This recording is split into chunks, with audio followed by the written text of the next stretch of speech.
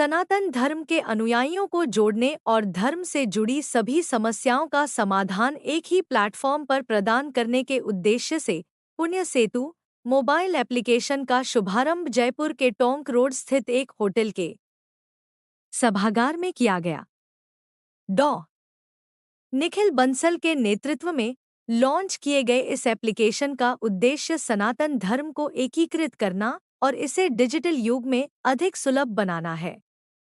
इस ऐप के जरिए उपयोगकर्ता घर बैठे देश के प्रसिद्ध मंदिरों के दर्शन कर सकते हैं, लाइव आरती में भाग ले सकते हैं, विभिन्न पूजा विधियों को सीख सकते हैं और धर्म गुरुओं, ज्योतिषियों। इसमें हमने जो किया है वो टू वे कम्युनिकेशन वैसा है कि हमारे पास कोई अनुयायी है, कोई भक्त है, उसको अगर किसी आश्रम से कनेक्ट होना है तो वहाँ का हम लोग डिटेल देंगे, वो आपस में एक बार कम्युनिकेट करेंगे, उसको हम लोग आश्रम को। और कई सारे संत हैं, गुरु हैं, जिनको ये पता नहीं लगता कि किस तरीके से डिजिटल मीडिया प्लेटफॉर्म पे आ पाए, किस तरीके से हम लोग कर पाएँ।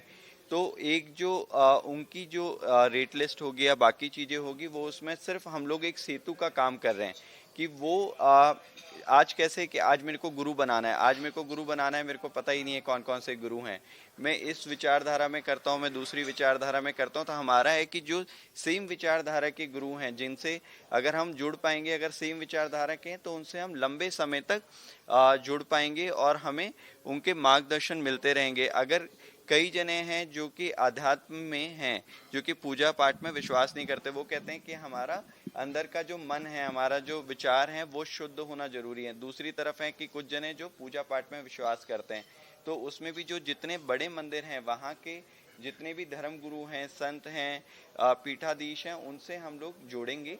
फिर वो वहाँ पे जाके चाहे वहाँ की जो सरकारी पर्ची कटवाएं, चाहे वो उनके थ्रू कुछ सरलता से समझना चाहे वो हैं। तीसरा सबसे बड़ा विचार आता है कि आज ग्रंथों को बहुत ही मुश्किल से आप समझ पाते हैं, क्योंकि ज़्यादातर जो ग्रंथ हैं वो संस्कृत में और रीजनल लैंग्वेज में नहीं है। तो हम सबसे पहले तो ये प्रयास कर रहे हैं कि हम रीजनल लैंग्वेज में उनको करें, उनको ऑडियो में, टेक्स्ट फॉर्म में और वीडियो में, एआई फॉर्मेट के अंदर की जो वीडियोस होते हैं जिसमें सरलता हो। तीसरा है कि अगर आप खुद सोचें कि अगर कोई अपना भारत मूल्य का, अभी करंटली हमने बैकएंड के ऊपर हमने 100 संतों को, करीबन 500 पंडित जनों को और करीबन 100 से अधिक मुख्य जो मंदिर हैं उनको हमने किया है। ग्रंथों के अंदर भी हमने पब्लिकेशन हाउस में करीबन 50 के आसपास पब्लिकेशन हाउस और करीबन 1000 के आसपास हमने कंटेंट को डेवलप किया, जो धीरे धीरे प्रूफ रीड होते हुए और आगे हम लोग सर्कुलेट करेंगे। जो पीठाधीश हैं उन लोगों को हमने जोड़ा है। महाराष्ट्र में भी हमारी कई पीठाधीश हैं, जगत गुरु हैं, वो हमारे साथ में इस एप्लीकेशन में जुड़ रहे हैं। सर, इस पुण्य सेतु है।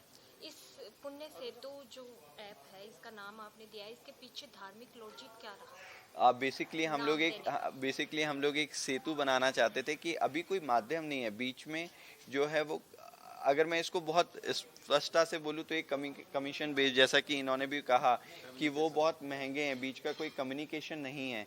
तो हम ये चाहते हैं कि एक कम्युनिकेशन का हम लोग एक माध्यम बन पाएँ और पुण्य के जो आदान प्रदान है उसको हम कर पाएँ। डॉक्टर निखिल बंसल। धन्यवाद जी, फाउंडर।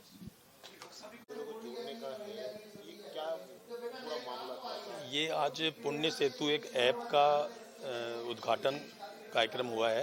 पुण्य सेतु ऐप इस प्रकार का एक ऐप बनाया जा रहा है जो वैश्विक रूप में जिन भी लोगों को सनातन धर्म से जुड़ना है, आध्यात्मिक केंद्रों से जुड़ना है, देवालयों से, देवस्थानों से जुड़ना है, या सनातन धर्म के जो संस्कार हैं, पूजा पाठ हैं, उनसे जुड़ना है, तो ये उनको डिजिटल प्लेटफार्म उपलब्ध कराएगा।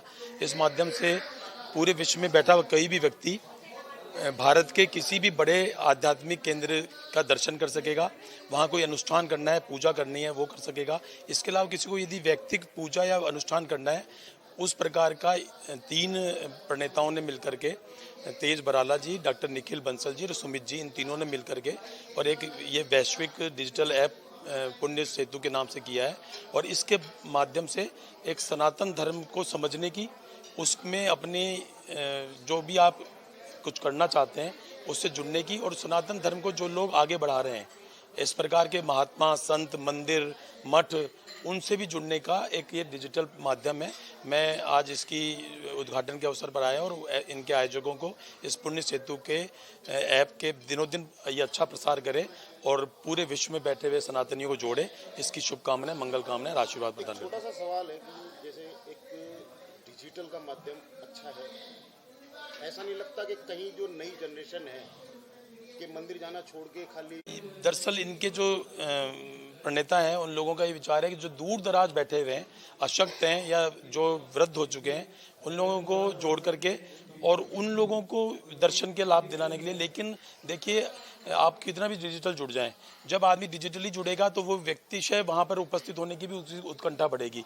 तो व्यक्तिशः दर्शन की परंपरा तो न कम होने वाली है, न श्रद्धालुओं की संख्या कम होने वाली है।